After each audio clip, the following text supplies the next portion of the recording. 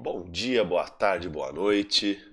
Como é que estão vocês aí do outro lado da tela? Espero que muito bem. Eu já quero partir pedindo desculpas. Tentei enrolar o máximo possível para gravar essa aula quando a minha situação tivesse um pouco melhor, mas não rolou. Então eu tô com uma gripe alérgica aqui bem chatinha.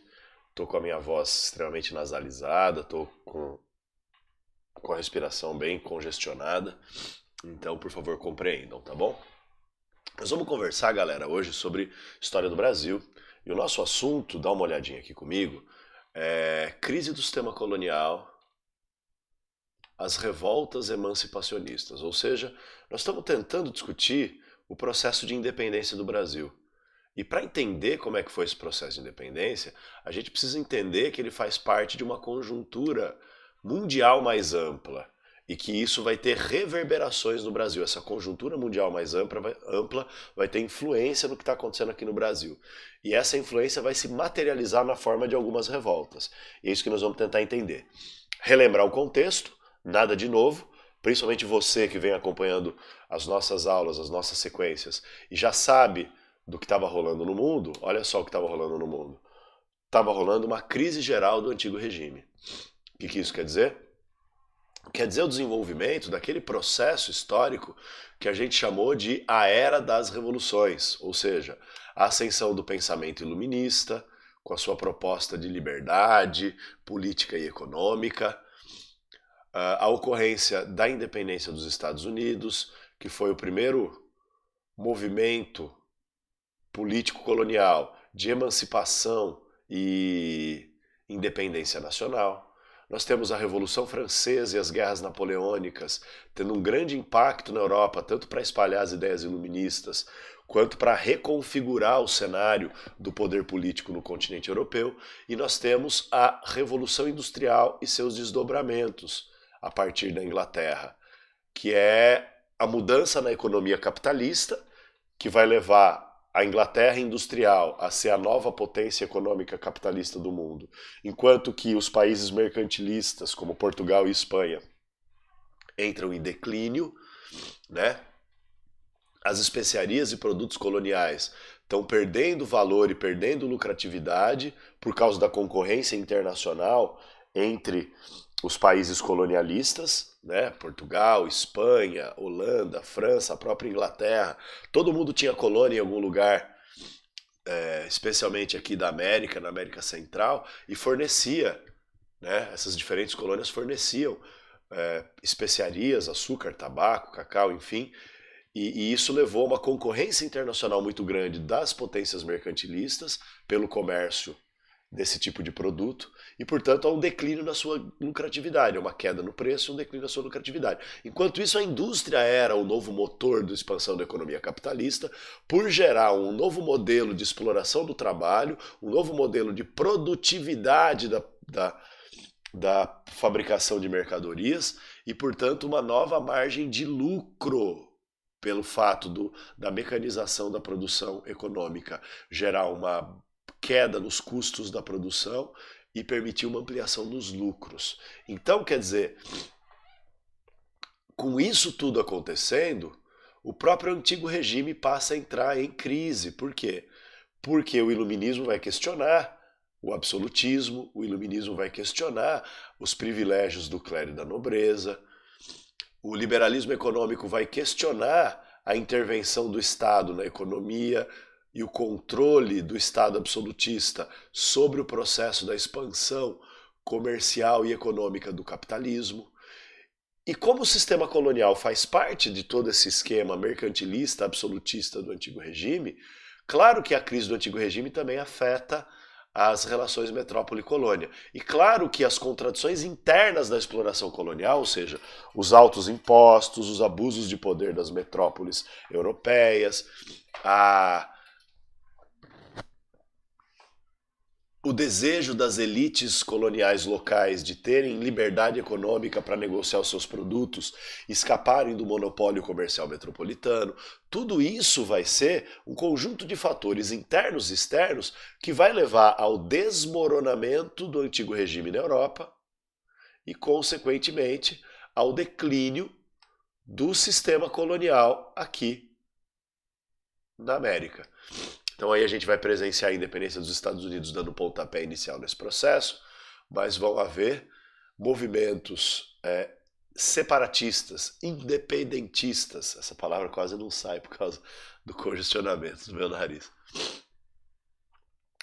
e de autonomia colonial, né, movimentos anticolonialistas na América inteira, e o Brasil não vai ser exceção.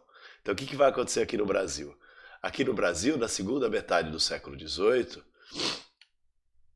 nós vamos viver um processo chamado de revoltas emancipacionistas. O que significa isso de revoltas emancipacionistas? Ou seja, é o surgimento de revoltas que buscavam, que buscavam a independência do Brasil em relação a Portugal. Mas veja bem, não era ainda a independência do Brasil como um todo, né? Era a independência de partes do Brasil. Então, ainda não havia, no século XVIII, a noção de uma unidade territorial, política, social e cultural chamada Brasil. Tradução. As pessoas que aqui viviam ainda não se sentiam brasileiros propriamente dito. Se sentiam muito mais como portugueses de uma localidade, ou seja, portugueses da Bahia, portanto baianos, portugueses de São Paulo, portanto paulistas, portugueses do Rio Grande, portanto gaúchos, e assim sucessivamente. Então isso vai refletir inclusive na maneira como as revoltas emancipacionistas, olha lá,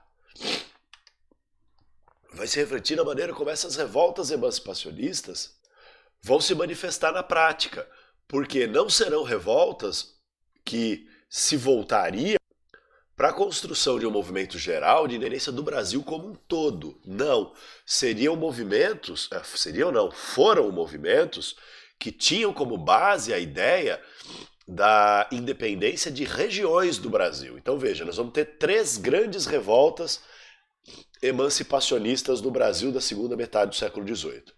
A primeira é a Inconfidência Mineira, que obviamente vai acontecer em Minas Gerais, e ela buscava a independência de Minas Gerais. A segunda é a Conjuração Baiana, que vai acontecer na Bahia, e buscava a independência da Bahia. A terceira vai ser a Revolução Pernambucana, e vai acontecer no Pernambuco, e vai buscar a independência do Pernambuco. Respectivamente, Inconfidência Mineira, 1789, Conjuração Baiana, 1798, Revolução Pernambucana, 1817. Em nenhuma delas vai estar presente o ideal de uma brasilidade, o ideal de uma formação da independência do Brasil em torno da ideia de uma nação brasileira. Pelo contrário, só depois da independência efetiva do país, né, quando o Brasil, em 1822, que nós vamos estudar na próxima videoaula que eu vou gravar, quando o Brasil, em 1822, finalmente se separa de Portugal e se torna, então, um país independente, reconhecido pela Inglaterra, etc., etc., aí é que vai começar a se construir a noção de uma identidade nacional, a noção de pertencimento a um país. Antes disso, nenhuma dessas revoltas tiveram essa noção de construção unitária de um país independente a partir da união de todas as regiões coloniais de Portugal na América. Isso só vai acontecer depois que a independência já tiver se efetivado e com muita dificuldade, tá bom? Aí qual é o lance, senhoras e senhores? O lance aqui é o seguinte. Perceba que eu estou dizendo, que nessas revoltas chamadas de revoltas emancipacionistas, não havia a possibilidade delas obterem sucesso.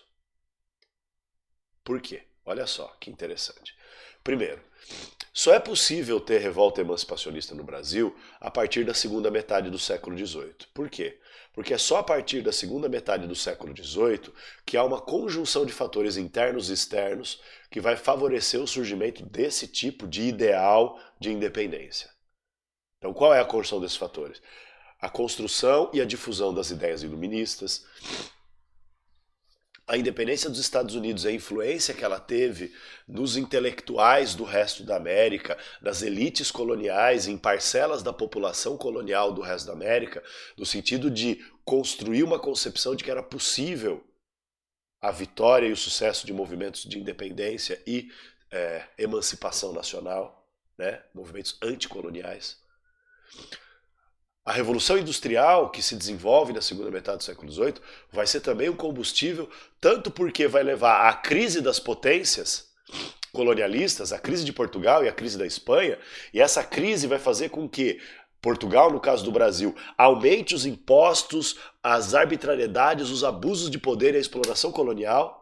E isso vai meio que gerar, então, um descontentamento muito grande em parcelas da sociedade, especialmente em parcelas da elite brasileira, a ponto de permitir o surgimento de movimentos de independência. Então, sem esse descontentamento generalizado, esse desejo de liberdade econômica e política para se libertar dos abusos de poder na metrópole, não tem movimento de luta por independência. Então, a Revolução Industrial é essencial para isso, porque leva as potências, as metrópoles europeias a uma crise econômica muito grave. Assim como o movimento napoleônico, né?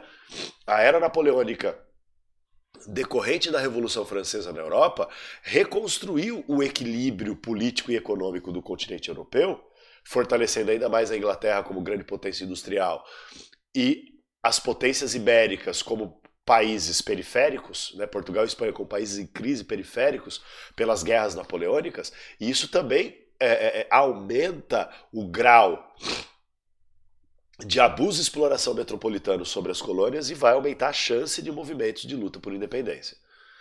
Ao mesmo tempo, a Inglaterra, como superpotência industrial, ela precisa de mais mercados consumidores para os seus produtos industriais, que são produzidos em escala, em velocidade cada vez maior e precisam ser escoados.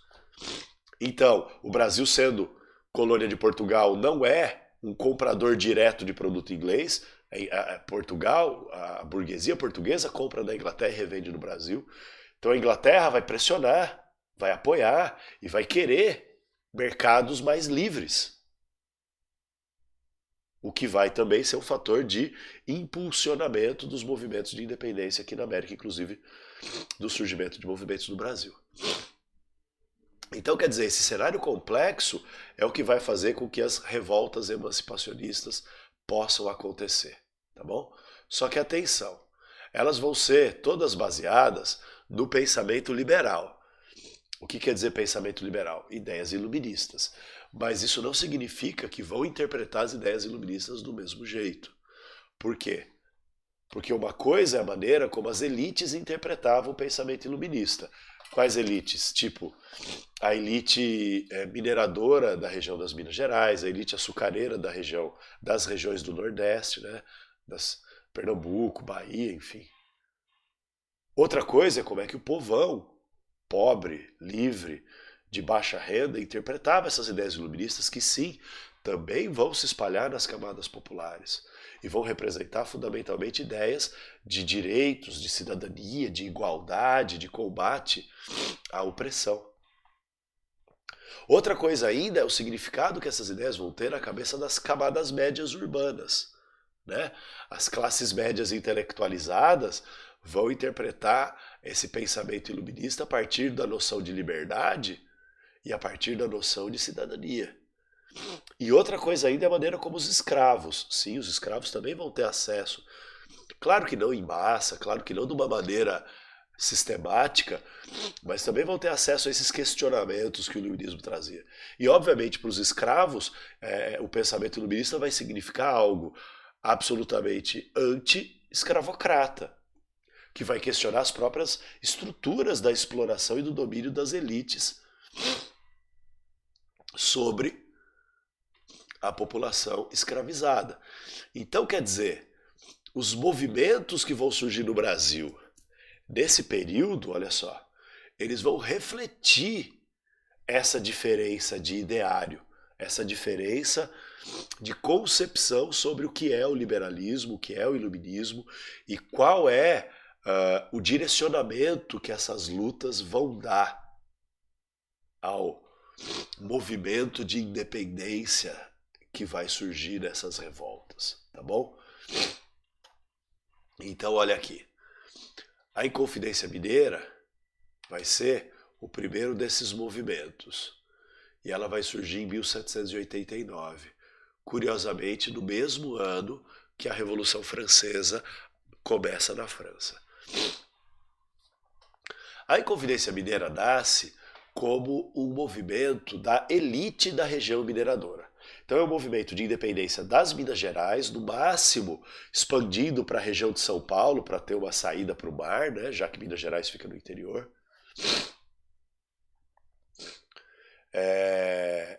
E a ideia ali da Inconfidência Mineira é uma ideia abertamente elitista. Né?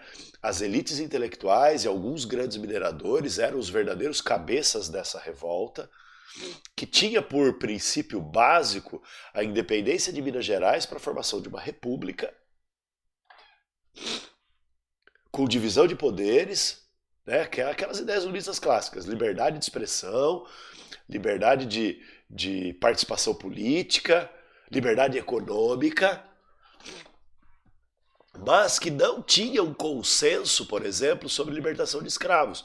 Então, como uma parte dos participantes era a favor do fim da escravidão e outra parte era contra o fim da escravidão, ou seja, os grandes mineradores não queriam o fim da escravidão, esse movimento da Inconfidência Mineira nem chega a debater o que vai fazer com a escravidão. Ou seja, vai continuar a escravidão, irmão. Então é um movimento elitista. E é um movimento que se organiza na forma de sociedades secretas ligadas à maçonaria das cidades mineradoras, né, especialmente de Vila Rica, atual Ouro Preto. E é um movimento, então, que se organiza secretamente. De que forma? Olha só. Naquele momento histórico, estava para acontecer um negócio chamado derrama. O que era a derrama? A derrama era uma lei que Portugal criou que dizia que o total de impostos que tinham que ser arrecadados na forma de pagamento de ouro pelos mineradores da região das Minas Gerais tinha que atingir um patamar anual mínimo. Esse patamar anual mínimo era de 100 arrobas de ouro, que equivale a 1.500 quilos de ouro de arrecadação total de impostos. Se não atingisse, o governo português, por essa lei da derrama, se dava o poder de as autoridades portuguesas invadirem as casas e atacarem a privacidade dos mineradores e tomar riquezas até completar esse valor, fazer a derrama, portanto, fazer uma arrecadação forçada de valores para garantir a arrecadação mínima. Em 1789 estava para acontecer uma derrama. O Visconde de Barbacena, que era o governante, o intendente da região das Minas, ele estava planejando fazer uma derrama. Isso estava causando grande tensão, grande descontentamento das camadas todas da sociedade, desde os grandes mineradores até os pequenos e médios mineradores, camadas médias, estava todo mundo puto com Portugal pela possibilidade desse abuso de poder representado pela derrama.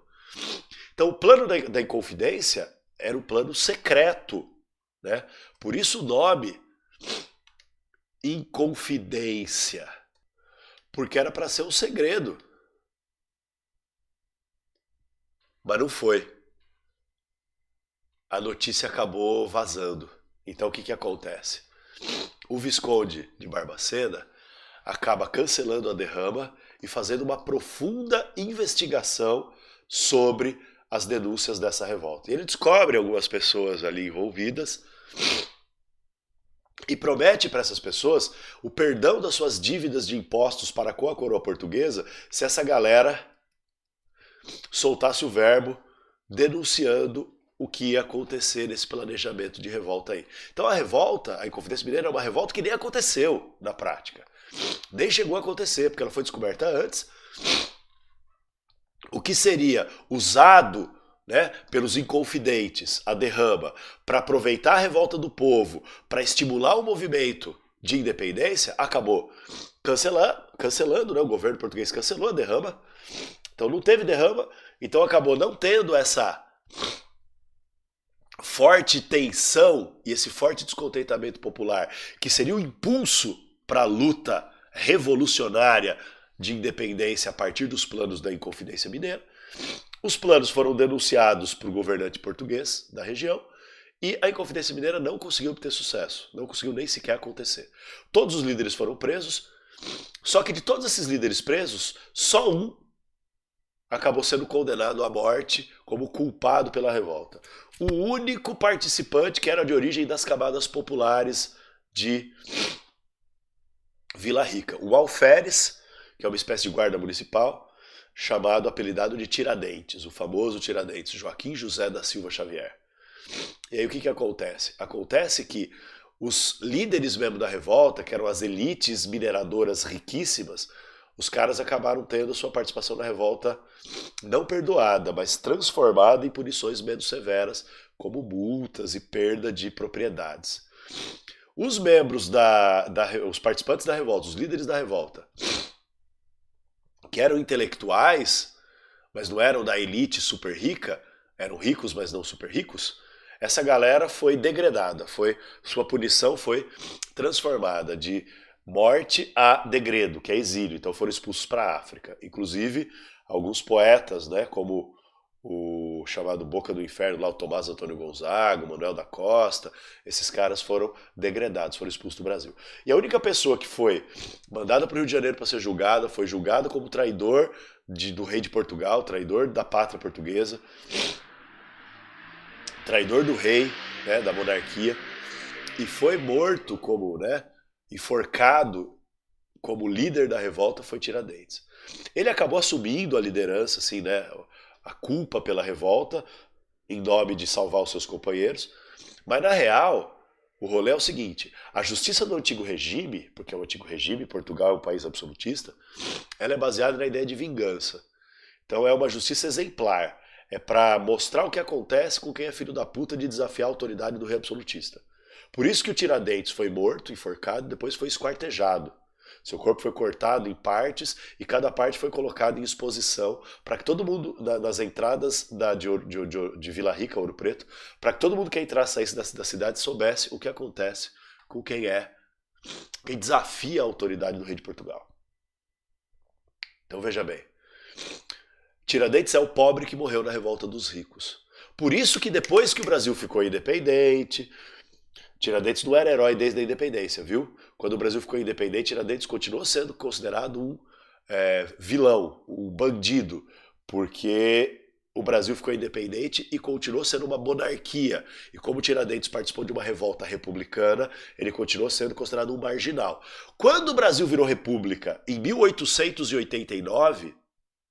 100 anos depois da Inconfidência Mineira, aí esse governo da República buscava, né, figuras de heróis que pudessem representar a ideia de que a República sempre foi uma coisa assim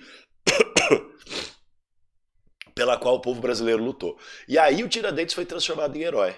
Por quê? Porque o Tiradentes é o pobre da revolta dos ricos que não ameaçava a estrutura de poder.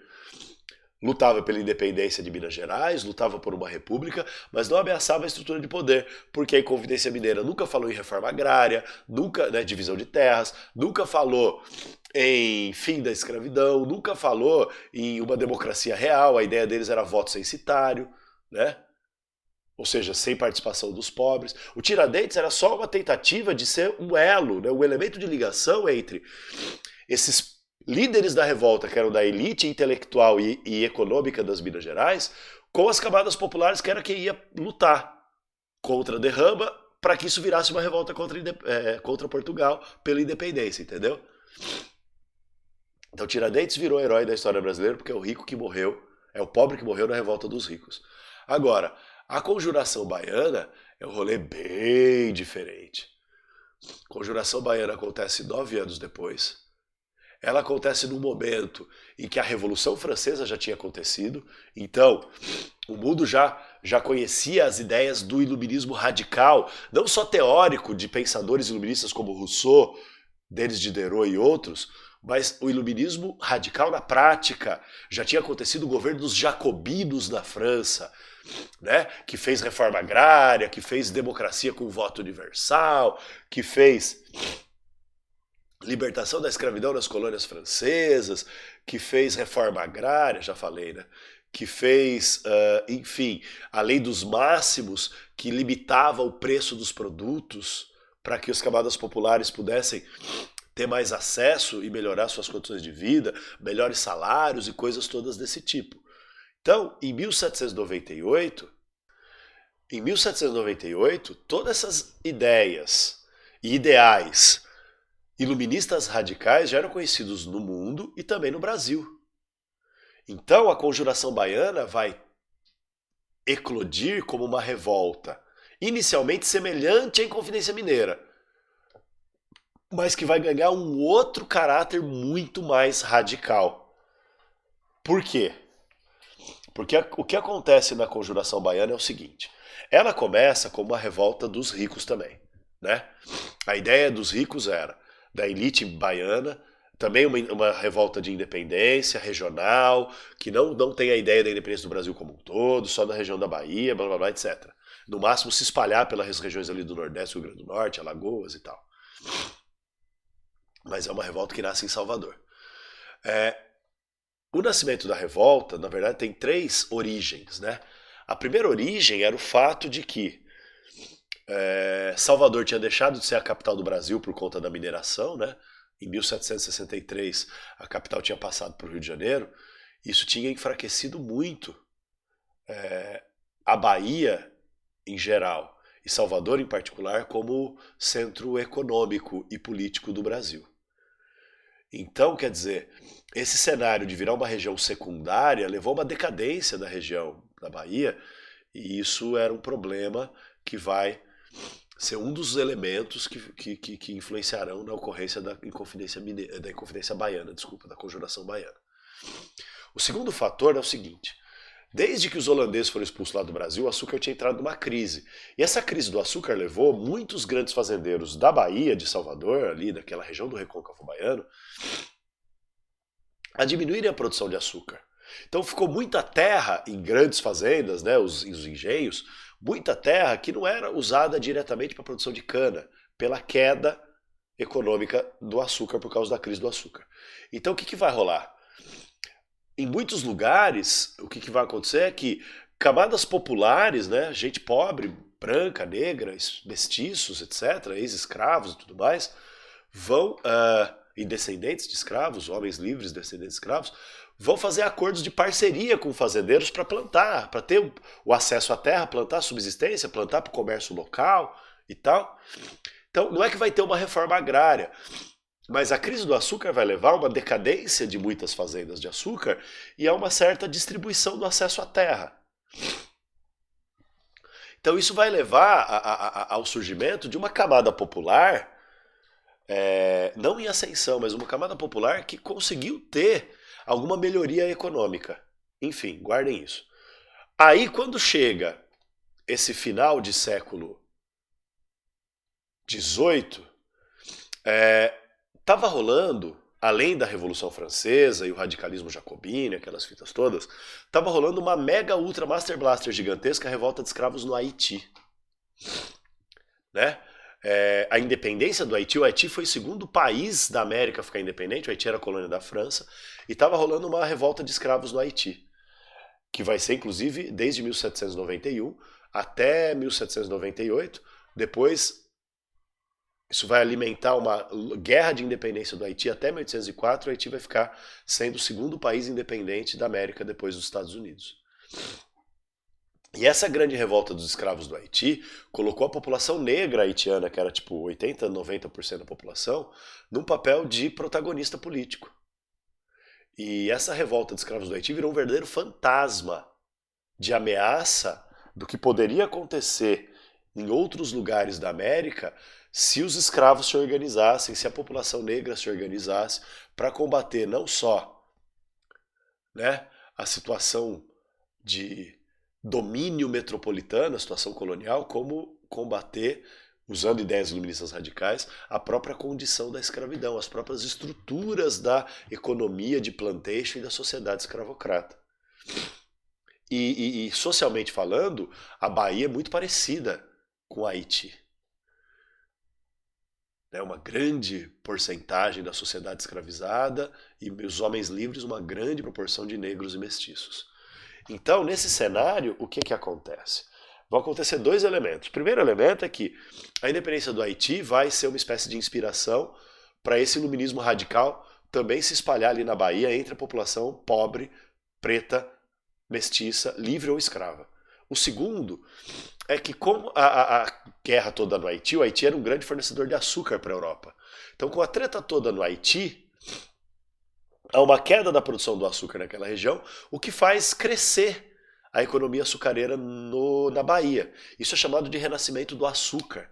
Nesse finalzinho de século XVIII, uma recuperação da lucratividade e da força da produção açucareira no Nordeste brasileiro, especialmente na Bahia.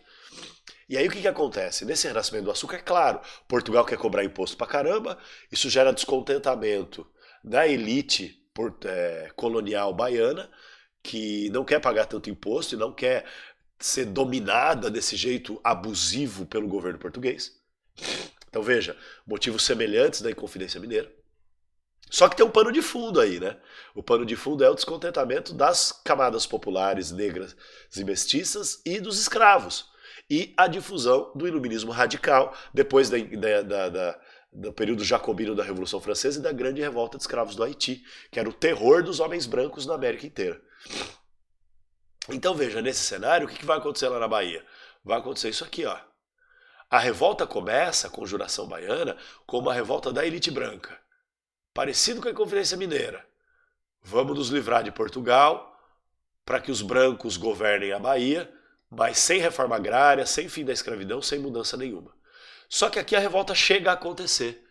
Ela se espalha por Salvador e por várias regiões ali da Bahia, do Recôncavo Baiano, e tem forte participação popular de população negra e mestiça armada e participação de escravos também. Então o que acaba acontecendo?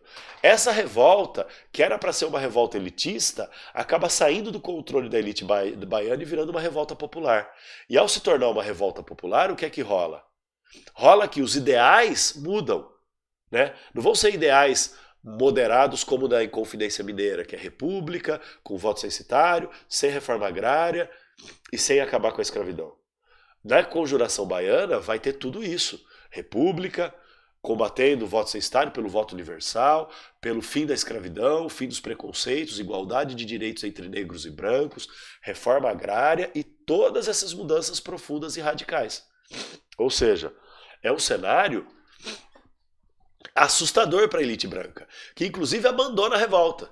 E quando Portugal consegue reprimir a revolta, né, a Conjuração Baiana chega a fazer contato com o governo da Inglaterra, o governo dos Estados Unidos, para tentar ter apoio internacional para isso virar realmente uma revolta, né, bem sucedida, mas não vai dar certo.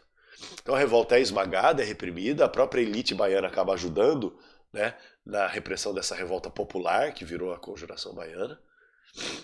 Todos os líderes são condenados à morte, né?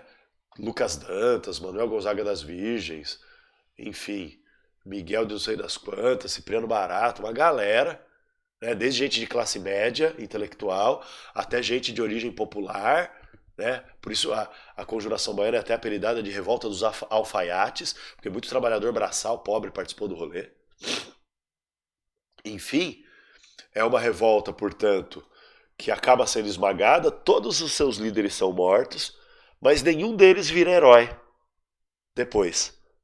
Nem quando o Brasil fica independente, nem quando o Brasil se torna uma república. E por que a Conjuração Baiana não produz heróis? Por que ela é, de certa forma, apagada da historiografia oficial? Ou seja, a gente nem ouve falar o nome dos líderes da Conjuração Baiana. Porque essa revolta, se tivesse dado certo, ameaçava o status quo. Ameaçava o domínio das velhas elites sobre a política, a economia e a sociedade. Ameaçava o poder dos brancos, senhores de terra e senhores de escravos. E isso não pode ser valorizado na história de um país que tem uma elite extremamente conservadora, extremamente elitista, extremamente contrária a qualquer tipo de movimento, qualquer tipo de ideal de libertação efetiva do povo, de libertação efetiva das camadas populares, do controle da tutela, né? do direcionamento e da opressão, da exploração por parte dessas elites. Então, Tiradentes, o pobre na revolta dos ricos, herói nacional. Lucas Dantas, Manuel Gonzaga das Virgens, Cipriano Barata, pobres e classe média lutando a partir de uma concepção radical de liberdade e mudança, aí é perigoso. Aí não tem herói, aí ninguém lembra. Tem uma terceira revolta, que é a Revolução Pernambucana, né? De 1817. Mas eu não vou falar da Revolução Pernambucana agora. Eu vou deixar para falar quando a gente chegar em 1817, porque tem alguns elementos da conjuntura do século XIX, principalmente a partir de 1808, que vão influenciar nessa questão da Revolução Pernambucana, e nós ainda não sabemos dessa conjuntura, então vamos falar disso depois. Beleza, minha gente? Então eu encerro essa aula por aqui e a nossa próxima aula na sequência é o processo de independência do Brasil através da vinda da família real portuguesa, o período joanino e a regência de Dom Pedro. Um abraço, minha gente. Até a próxima.